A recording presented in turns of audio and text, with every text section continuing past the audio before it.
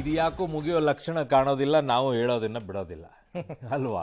ಇದೊಂದು ಕತೆ ಮುಗಿಯದ ಕಥೆ ಅನ್ನೋಂಗ್ ಆಗ್ಬಿಟ್ಟಿದೆ. ಕಾರಣ ಕಾಂಗ್ರೆಸ್ನಲ್ಲಿರುವಂತಹ ಹೈಕಮಾಂಡ್ಗೆ ಯಾರು ಹೇಳೋರಿಲ್ಲ, ಯಾರು ಕೇಳೋರಿಲ್ಲ, ಹಂಗಾಗ್ಬಿಟ್ಟಿದೆ. ಒಂದೊಂದು ಎಪಿಸೋಡು ಒಂದೊಂದು ರೀತಿಯಲ್ಲಿ. ಸಿದ್ದರಾಮಯ್ಯ ಮತ್ತು ಡಿ ಕೆ ಶಿವಕುಮಾರ್ ನಡುವಿನ ಮುಖ್ಯಮಂತ್ರಿ ಹುದ್ದೆಯ ಸಮರ ತೀವ್ರ ಚಳಿಯಲ್ಲೂ ಕೂಡ ಹೀಟ್ ಪಡ್ಕೊಂಡಿದೆ ಅಂತೆ. ಚಳಿ ಕಾಯಿಸ್ಕೊಳ್ಳಿ. ಅಧಿವೇಶನ ಮುಗಿದಿದ್ದ ತಡ ಕೈಕೋಟೆಯೊಳಗಡೆ ಅಧಿಕಾರ ಹಂಚಿಕೆ ಹಣಾಹಣಿ ಜೋರಾಗೋ ಲಕ್ಷಣಗಳ ದಟ್ಟವಾಗಿದೆ. 5 ವರ್ಷ ನಾನೇ ಸಿಎಂ, ಹೈಕಮಾಂಡ್ ನನ್ನ ಪರವಾಗಿದೆ, 2.5 ವರ್ಷದ ಅಗ್ರಿಮೆಂಟೇ ಆಗಿಲ್ಲ ಅಂತ ಸದನದಲ್ಲಿ ನಿನ್ನೆ ಅಷ್ಟೇ ಒಂದು ಹೇಳಿಕೆಯನ್ನು ಕೊಟ್ಟಿದ್ರು. ಹೈಕಮಾಂಡ್ ವಿರೋಧಿಗಳಿಗೆ ಸಂದೇಶವನ್ನು ರವಾನಿಸಿದ್ರು. ಆದರೆ ಡಿ ಕೆ ಶಿ ನಮ್ಮಿಬ್ಬರ ಮಧ್ಯೆ ಒಪ್ಪಂದ ಆಗಿದೆ ಅಂದಿದ್ರು. ಸೊ ಹೈಕಮಾಂಡಿಗೆ ಸಂದೇಶ ಕೊಡುವಂಥ ಮಟ್ಟಕ್ಕೆ ಈಗ ಡಿ ಕೆ ಸಿದ್ದರಾಮಯ್ಯನವರು ಬಂದು ನಿಂತು ಬಿಟ್ಟಿದ್ದಾರೆ. ವಿರೋಧಿಗಳಿಗೆ ಕೊಡೋದಿಲ್ಲೇ ಮಾಮೂಲಿ ಅಲ್ವಾ, ಕೊಡ್ತಾ ಇರ್ತಾರೆ.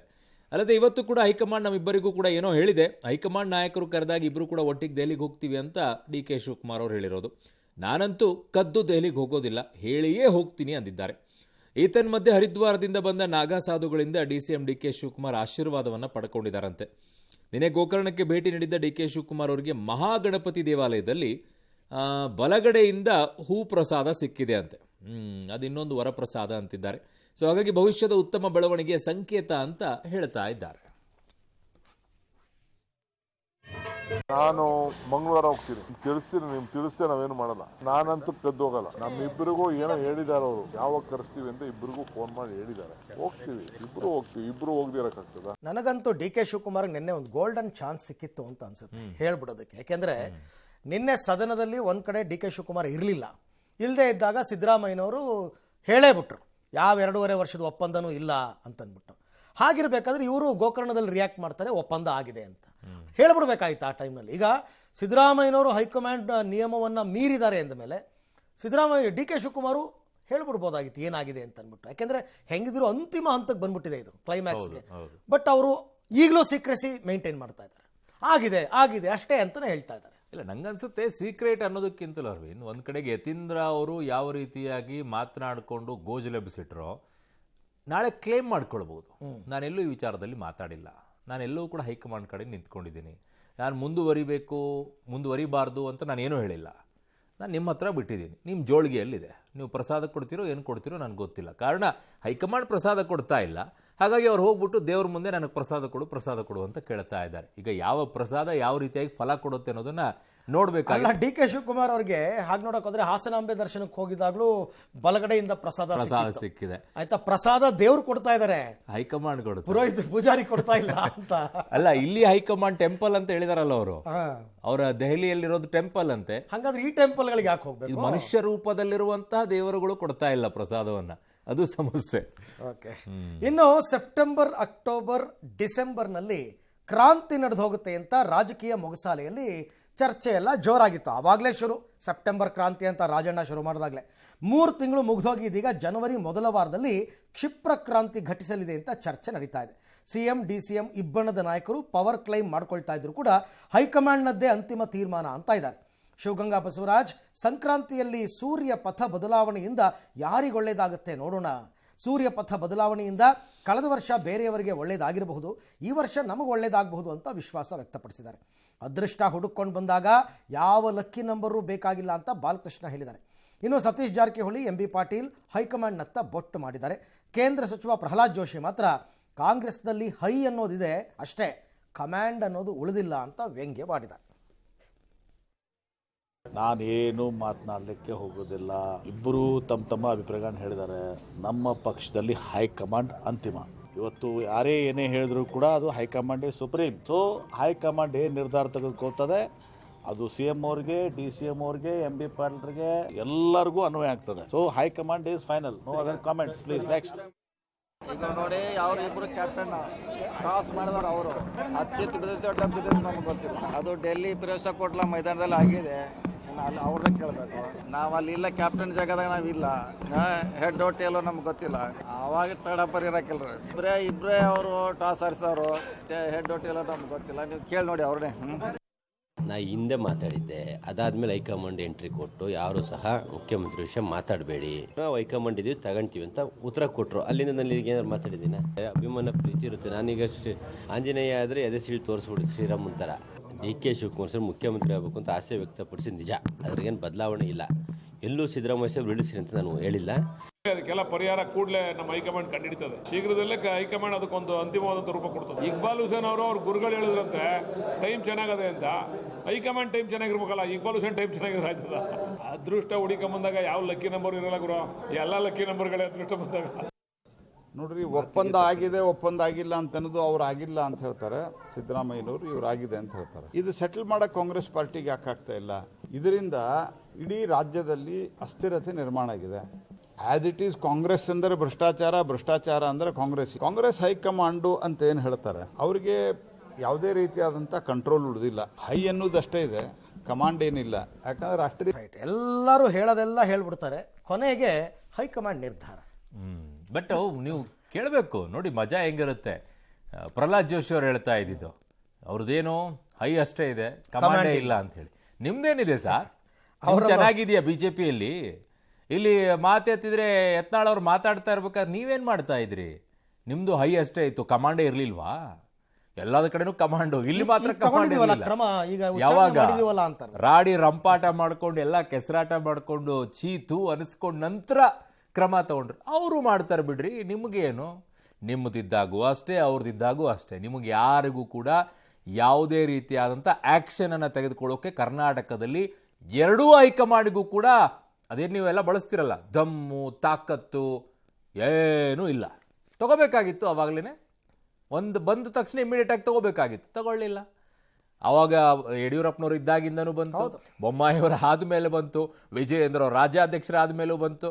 ಎಲ್ಲಿ ಈಗ ರೀಸೆಂಟಾಗಿ ತೊಗೊಂಡ್ಬಿಟ್ಟು ಏನೋ ಮಾಡಿಬಿಟ್ವಿ ಅಂತ ಹೇಳಿದ್ರಿ. 3-4 ವರ್ಷ ಹಿಂಗೆ ಎಳ್ಕೊಂಡು ನಿಮಗಿತ್ತು ಆವಾಗ ಕಮಾಂಡು.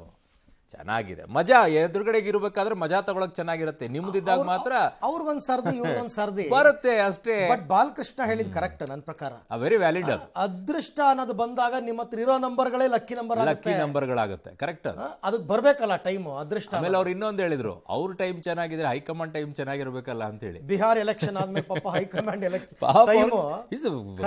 ಒಂದೊಂದ್ಸಲ ಕರೆಕ್ಟ್ ಆಗಿ ಹೇಳ್ತಾರೆ, ಕೆಲವೊಂದು ಟೈಮಲ್ಲಿ ಅದು ಏನ್ ಹೇಳ್ತಾರೋ ಅರ್ಥ ಆಗೋದಿಲ್ಲ. ಈ ಮಾಗಡಿ ಬಾಲಕೃಷ್ಣ ಅವ್ರದ್ದು ಕತೆ ಈಗ ನೋಡಿ ಎಷ್ಟು ಬ್ಯೂಟಿಫುಲ್ ಆಗಿದೆ. ಕರೆಕ್ಟ್ ಸರ್ ನೀವು ಹೇಳ್ತಾ ಇರೋದು, ಹೈಕಮಾಂಡ್ ಟೈಮ್ ಸರಿ ಇಲ್ಲ. ಪಾಪ ಎಲ್ಲಾ ಕಡೆಗೆ ಸೋಲ್ಕೊಂಡು ಬರ್ತಾ ಇದ್ದಾರೆ. ತುಂಬಾ ಗಟ್ಟಿಯಾಗಿ ನಿಂತ್ಕೊಡೋದು ಕರ್ನಾಟಕ ಒಂದಿದೆ. ಬಟ್ ಇಲ್ಲೂ ಕೂಡ ಈಗ ಇಲ್ಲಿರೋರು ಟೈಮ್ ಸರಿಯಾಗಿ ನಡೀತಾ ಇರೋದ್ರಿಂದ ನೀವು 136 ಸೀಟಿಗೆ ಬಂದ್ರಿ. ಸೊ ಹಾಗಾಗಿ ಇಲ್ಲಿರೋರು ಟೈಮ್ ಕೆಟ್ಟು ಹೋಗ್ಬಿಟ್ರೆ ಹೈಕಮಾಂಡ್ ಏನ್ ಮಾಡಬೇಕು? ಹೌದು, ಪರಿಸ್ಥಿತಿ ಅದೇ ಅಲ್ವಾ?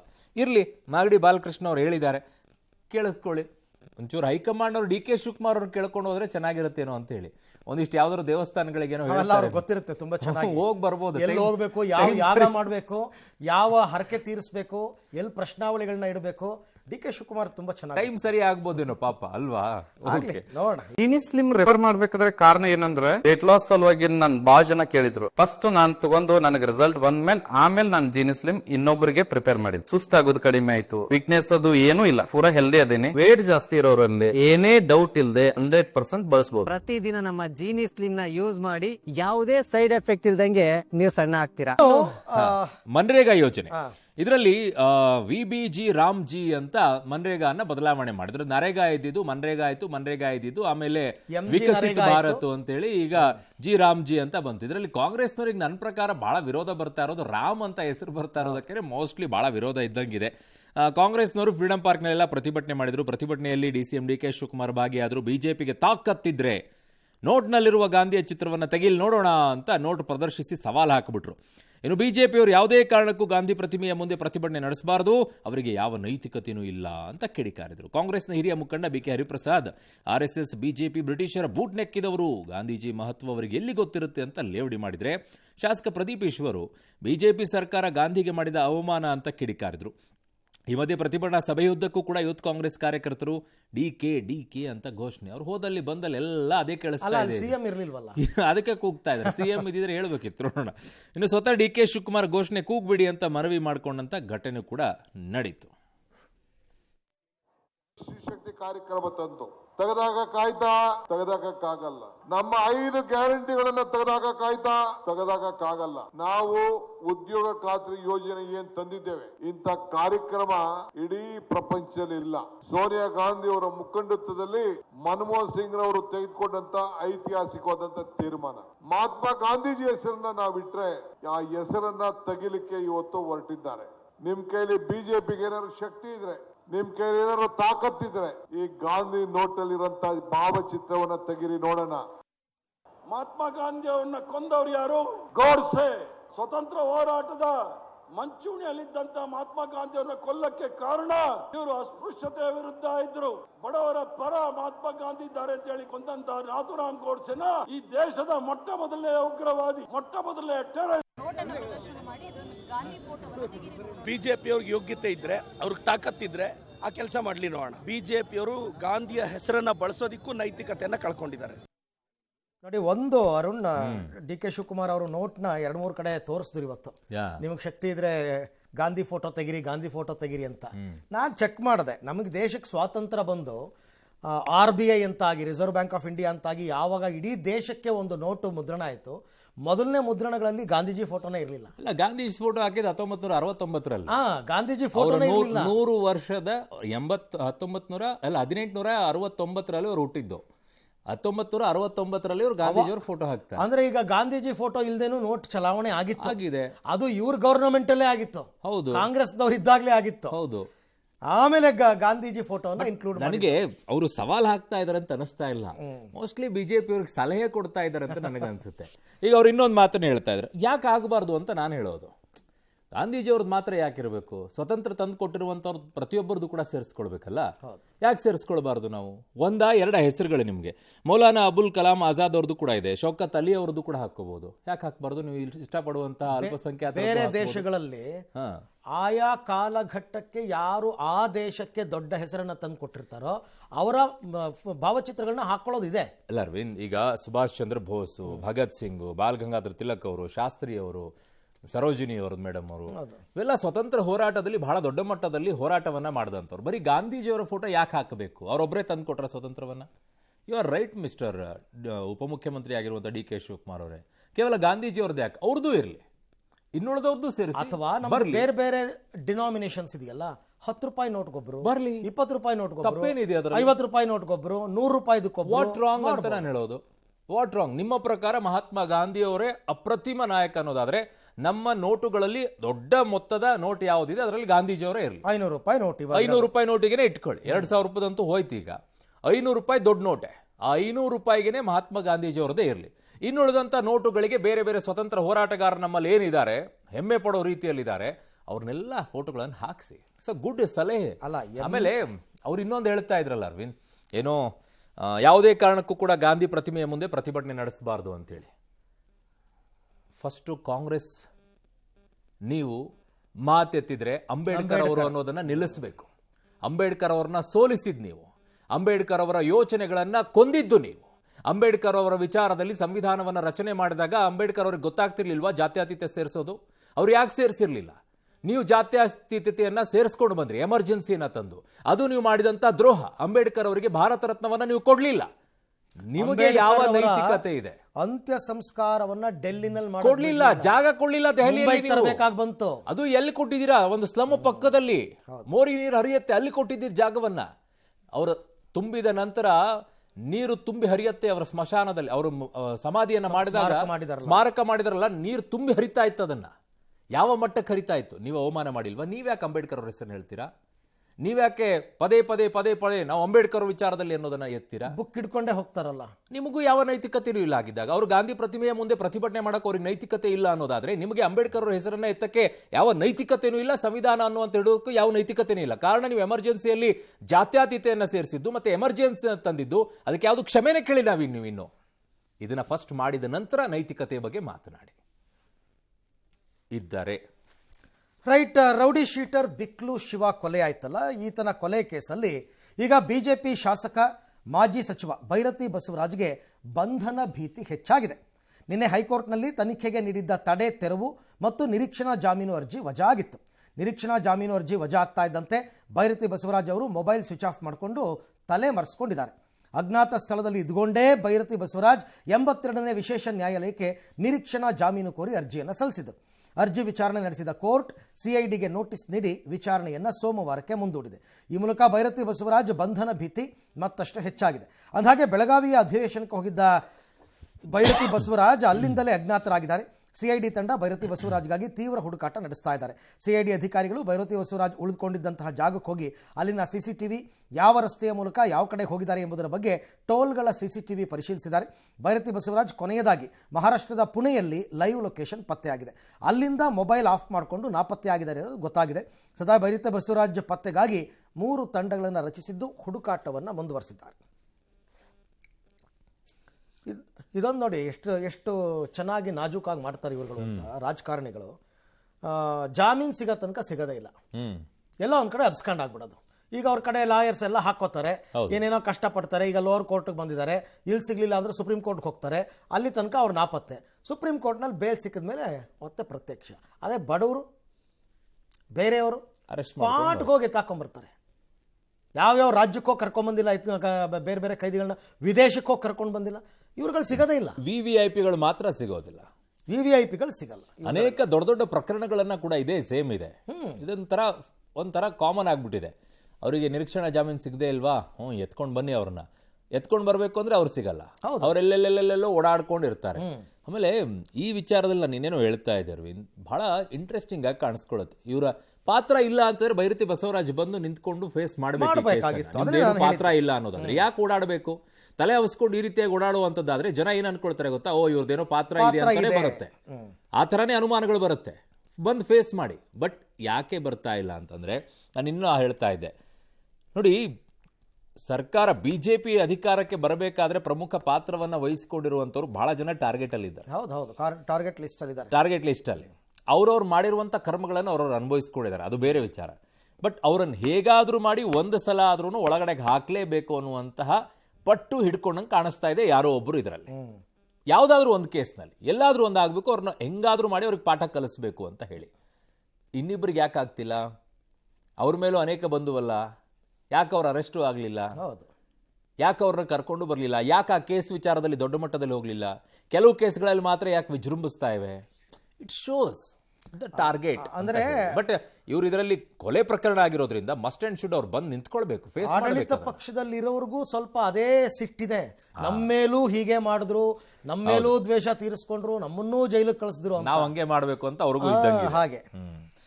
ಇನ್ನು ಧರ್ಮಸ್ಥಳ ಕ್ಷೇತ್ರದ ವಿರುದ್ಧ ಪಿತೂರಿ ಮಾಡಿದ್ದ ಬುರುಡೆ ಗ್ಯಾಂಗ್ಗೆ ಈಗ ತಮ್ಮದೇ ಗುಂಪಿನ ಚಿನ್ನಯ್ಯನಿಂದ ಸಂಕಷ್ಟ ಶುರುವಾಗಿದೆ. ಜೈಲಿನಿಂದ ಹೊರಬರ್ತಾ ಇದ್ದಂತೆ ಚಿನ್ನಯ್ಯ ಪೊಲೀಸ್ ಠಾಣೆಗೆ ಎಂಟ್ರಿ ಕೊಟ್ಟು ಬುರುಡೆ ಗ್ಯಾಂಗ್ನ 5 ಜನರ ವಿರುದ್ಧ ದೂರು ಕೊಟ್ಟಿದ್ದಾನೆ.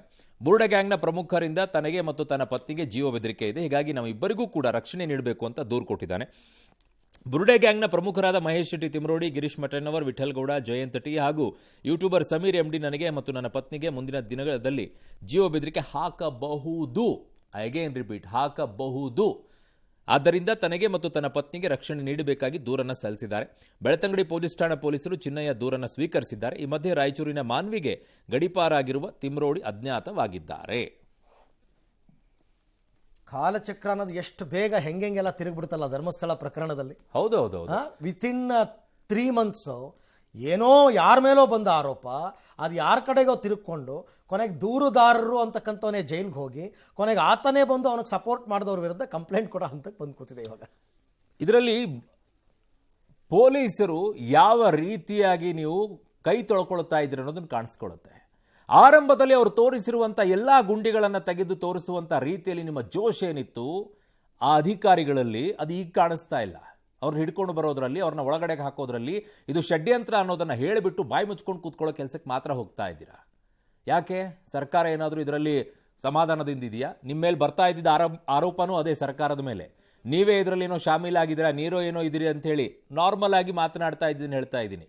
ಹಾದಿ ಬೀದಿಯಲ್ಲೆಲ್ಲ ಆ ಕ್ಷೇತ್ರಗಳಲ್ಲಿ ಬಹುದೊಡ್ಡದಾಗಿ ಕೇಳಿ ಬರ್ತಾ ಇದ್ದಿದ್ದು. ಈಗ ಈ ವಿಚಾರದಲ್ಲಿ ನೀವೆಲ್ಲ ಈಗ ಮಹೇಶ್ ಶೆಟ್ಟಿ ತಿಮ್ರೋಡಿ, ಗಿರೀಶ್ ಮಠಣ್ಣವರು ಇವರೆಲ್ಲ ಅವ್ರವ್ರ ಪಾಡಿಗೆ ಅವ್ರವ್ರು ಇದ್ದಾರೆ. ಯಾಕೆ ಈ ಕೇಸ್ನಲ್ಲಿ ಅವ್ರ ವಿಚಾರದಲ್ಲಿ ಅರೆಸ್ಟ್ ಆಗಿಲ್ಲ? ಯಾಕಾಗ್ಲಿಲ್ಲ? ಇಲ್ಲಿಯವರೆಗೂ ಕೂಡ ಷಡ್ಯಂತ್ರ ಅನ್ನುವಂಥದ್ದು ನಿಮ್ಗೆ ಗೊತ್ತಾಗುತ್ತೆ ಅನ್ನೋದಾದ್ರೆ ಅರೆಸ್ಟ್ ಆಗೋದಿಲ್ಲ. ಷಡ್ಯಂತ್ರ ಇವ್ರದೇ ಅಂತ ಎಕ್ಸಾಕ್ಟ್ಲಿ ಯಾಕೆ ಅರೆಸ್ಟ್ ಆಗೋದಿಲ್ಲ? ಆಗಿದ್ದಾಗ ಇದು ಅನುಮಾನಕ್ಕೆಡೆ ಮಾಡಿಕೊಡುತ್ತೆ. ಆಮೇಲೆ ಈ ವಿಚಾರದಲ್ಲಿ ಈಗ ಇವನೇನೋ ಹೋಗಿ ದೂರು ಕೊಟ್ಟಿದ್ದಾನೆ. ನನಗಿರುವಂತ ಮಾಹಿತಿ ಈಗ ಬರ್ತಾ ಇರೋದು, ಜಯಂತ್ ಟಿ ಏನಿದ್ದಾರೆ ಮುಖ್ಯಮಂತ್ರಿಗಳಿಗೂ ಒಂದು ಪತ್ರ ಬರೆದಿರೋದು, ಗನ್ ಕೊಡಿ ಯಾರಿಗೆ, ಚಿನ್ನಯ್ಯನಿಗೆ. ಆಮೇಲೆ ಇವನಿಗೇನಾದ್ರೂ ಚಿನ್ನಯ್ಯಂಗೆ ಹೆಚ್ಚು ಕಡಿಮೆ ಆದ್ರೆ ಅದನ್ನ ನನ್ನ ಮೇಲೆ ತಲೆ ಕಟ್ತಾರೆ, ಹಾಗಾಗಿ ನನಗೇ ಬೇಕಾಗಿದೆ ರಕ್ಷಣೆ. ಇವ್ರು ಯಾರೋ ಏನೋ ಮಾಡಿಬಿಟ್ರು, ಯಾರೆಲ್ಲ ಇದರಲ್ಲಿ ಗ್ರೂಪ್ ಅಲ್ಲಿ ಇದ್ರು ಅವ್ರು ಯಾರೋ ಏನೋ ಮಾಡಿಬಿಟ್ರು ಅನ್ನೋ ಕಾರಣಕ್ಕೋಸ್ಕರ ನೀವು ಅವನಿಗೆ ರಕ್ಷಣೆಯನ್ನ ಕೊಡಿ, ಅವನಿಗೆ ಭದ್ರತೆಯನ್ನ ಕೊಡಿ, ಒಬ್ಬ ಪೊಲೀಸನ್ನ ಅವ್ರ ಜೊತೆಗೆ ನಿಯೋಜನೆ ಮಾಡಿ ಅನ್ನುವಂಥದ್ದನ್ನ ಈಗ ಮುಖ್ಯಮಂತ್ರಿಗೆ ಬರ್ದಿದಾರಂತೆ. ಇವರಿಗೆಲ್ಲ ಭಯ ಏನು ಗೊತ್ತಾ, ಚಿನ್ನಯ್ಯನನ್ನ ಏನೋ ಆಗ್ಬಿಡುತ್ತೆ, ನಾವು ಅದರಲ್ಲಿ ತಗಲಾಕೊಂಡ್ ಬಿಟ್ಬಿಡ್ತೀವಿ, ಮೊದಲೇ ಆಂಟಿಸಿಪೇಟರಿ ಬೇಲ್ ಹಾಕೊಳ್ಳೋ ರೀತಿಯಲ್ಲಿ. ಅವರೇ ಮಾಡಿದ್ರು ಯಾರು ಕೇಳೋಂಗಿಲ್ವಲ್ಲ, ಯಾಕೆ ಪೊಲೀಸರು ಅರೆಸ್ಟ್ ಮಾಡಿಲ್ಲ? ಅದೇ ಅನುಮಾನ ಇದೆ. ನೋಡೋಣ ಪೊಲೀಸರು ಅದೇನು ಮಾಡ್ತೀರಾ ಅಂತ ಹೇಳಿ. ಕಡ್ದು ಗುಡ್ಡೆ ಹಾಕ್ತೀರಾ, ಗುಂಡಿ ತೋಡಿದ್ದು ಆಯ್ತು, ಮುಚ್ಚಿದ್ದು ಆಯ್ತು, ಇವನನ್ನ ಒಳಗಡೆಗೆ ಹಾಕಿದ್ದು ಆಯ್ತು, ಬೇಲ್ ಸಿಕ್ಕಿದ್ದು ಆಯ್ತು, ಅವ್ರು ಎಲ್ಲಿ ಅಷ್ಟೇ ನಮ್ಮ ಪ್ರಶ್ನೆ. ಹೌದು.